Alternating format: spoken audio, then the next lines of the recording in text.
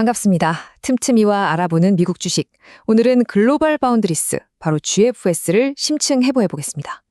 보통 반도체 전쟁 하면 누가 더 작고 더 빠른 칩을 만드냐 이런 경쟁을 떠올리시잖아요. 그런데 말이죠. 이건 이야기의 절반에 불과합니다. 스마트폰이나 최첨단 AI 서버가 아니라 우리 주변의 자동차, 가전제품, 심지어 신호등을 움직이는 반도체 시장에서는요. 지금 완전히 다른 전쟁이 벌어지고 있거든요. 오늘 바로 그 보이지 않는 전쟁의 핵심 플레이어, 글로벌 바운드리스를 제대로 파헤쳐 보겠습니다. 네, 바로 이겁니다. 최첨단 나노 경쟁은 정말 빙산의 일각이에요. 사실 여러분이 매일 운전하는 자동차, 아침에 커피를 내리는 그 커피 메이커, 길거리의 신호등까지. 우리 일상을 실제로 지배하는 건 그런 나노 경쟁에서 한 발 비켜나 있는 바로 이런 필수 반도체들입니다. 바로 이 질문이 오늘 우리가 풀어갈 이야기의 핵심입니다.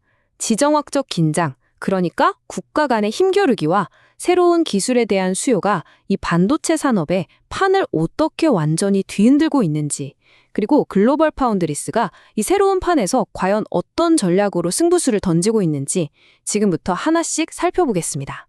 오늘 우리가 함께 살펴볼 내용들입니다. 먼저 왜 이런 새로운 전쟁터가 열렸는지 그 배경부터 짚어보고요.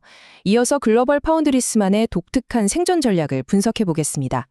그리고 당연히 이 전략의 강점과 치명적인 약점도 따져봐야겠죠? 마지막으로 미래 로드맵을 보면서 이 회사의 성공 가능성을 한번 가늠해 보도록 하겠습니다.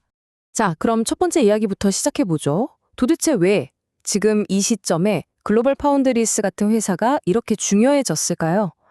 먼저 이 거시적인 변화의 흐름부터 이해하고 넘어가야 합니다. 지금 전 세계는 정말 거대한 변화의 소용돌이 속에 있습니다. 한편에서는 미국과 중국의 갈등 때문에 안정적인 공급망이 그냥 경제 문제를 넘어서 국가 안보의 문제가 되어버렸고요. 다른 한편에서는 AI, 전기차, 5G 같은 기술들이 말 그대로 세상을 바꾸고 있죠. 이 두 개의 거대한 흐름이 딱 만나면서 시장의 요구가 달라진 겁니다. 이제는 무조건 가장 빠른 칩이 아니라 전력은 적게 쓰면서 특정 기능에 딱 맞는, 그리고 무엇보다 믿을 수 있는 곳에서 만든 칩이 필요해진 거죠. 바로 이 빈틈에서 새로운 기회가 폭발하고 있는 겁니다. 바로 이 새로운 전쟁터에 모든 것을 건 회사가 오늘의 주인공 글로벌 파운드리스입니다. 이들은 아주 의도적으로 주류 경쟁인 나노 경쟁에서 벗어나서 완전히 다른 길을 가기로 결정했습니다. 이들의 전략을 가장 쉽게 이해할 수 있는 비유가 바로 전문 셰프입니다. 한번 상상해 보세요. 만약 TSMC가 최고의 기술로 가장 화려하고 비싼 메인 요리, 그러니까 CPU나 GPU 같은 걸 만드는 미슐랭 3스타 레스토랑이라면요.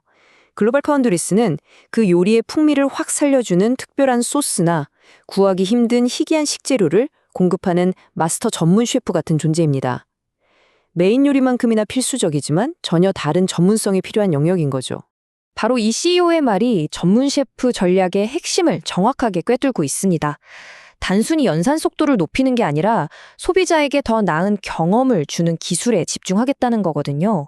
예를 들면 더 오래가는 배터리, 더 안전한 자동차, 더 끊김없는 통신 같은 우리가 실생활에서 직접 체감할 수 있는 그런 가치 말입니다. 그렇다면 이 전문 셰프가 다루는 특별한 재료는 구체적으로 뭘까요? 예를 들면 AI 데이터 센터에서는 빛으로 데이터를 전송해서 속도의 한계를 극복하는 실리콘 포토닉스 기술이 있고요. 전기차에는 전력 손실을 획기적으로 줄여서 주행 거리를 늘려주는 질화 갈륨, 바로 겐 반도체가 있습니다. 이런 기술들은 단순히 빠른 것과는 차원이 다른 가치를 주기 때문에 당연히 마진도 높고 아무나 쉽게 따라할 수 없는 그런 고부가 가치 시장이 셈이죠. 자, 그럼 이쯤에서 궁금해지죠? 과연 이들의 전략 정말 시장에서 통하고 있을까요? 이제부터는 글로벌 파운드리스의 성공을 뒷받침하는 구체적인 증거들을 하나씩 파헤쳐 보겠습니다. 160억 달러, 우리 돈으로 20조 원이 훌쩍 넘는 정말 어마어마한 금액입니다. 이건 그냥 공장 하나 더 짓는다는 차원의 이야기가 아닙니다. 지정학적 리스크로부터 자유로운 메이드 인 USA, 즉 미국산 반도체 공급망을 구축하는 국가적인 프로젝트에 회사의 운명을 걸었다는 뜻이죠. 그리고 이 비전에 동참하는 고객사들의 이름을 한번 보시죠. 애플, 스페이스X, GM까지. 각 산업을 대표하는 이 거대 기업들이 왜 글로벌 파운드리스를 선택했을까요? 이건 이들의 미국산 필수 반도체 전략이 업계 전반에서 폭넓은 지지를 받고 있다는 아주 명백한 증거라고 할 수 있습니다. 특히 애플의 CEO 팀 쿡의 이 발언은 굉장히 의미심장합니다. 아시다시피 세계에서 가장 까다로운 고객 중 하나인 애플이 이들의 미국 내 생산 능력과 품질을 직접 보증해준 셈이니까요. 이보다 확실한 신뢰의 증표는 없겠죠. 그리고 이런 전략은 실제 돈으로 증명되고 있습니다. 이 그래프를 한번 보세요. 전체 매출은 거의 그대로인데도 이익률이 25%에서 29% 가까이 껑충 뛰어 올랐습니다. 이게 뭘 의미할까요? 네, 맞습니다.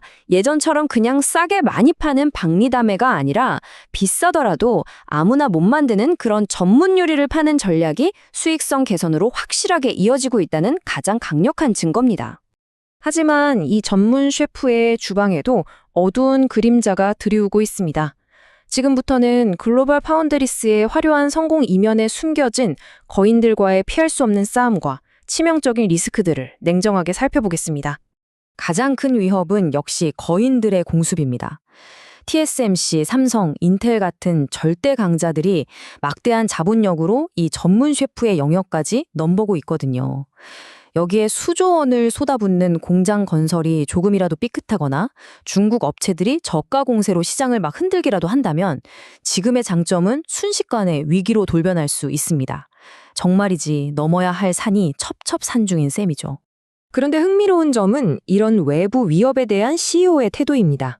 그는 경쟁자를 의식하기보다는 어제의 우리보다 나아지는 것, 즉 내부의 성장에 집중하겠다고 말합니다. 거인들 천바구니 속에서 우리만의 길을 가겠다는 단호한 의지가 엿보이는 대목이죠.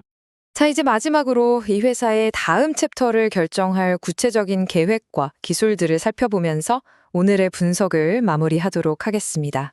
바로 이 타임라인이 글로벌 파운드리스의 미래 성적표라고 할 수 있습니다.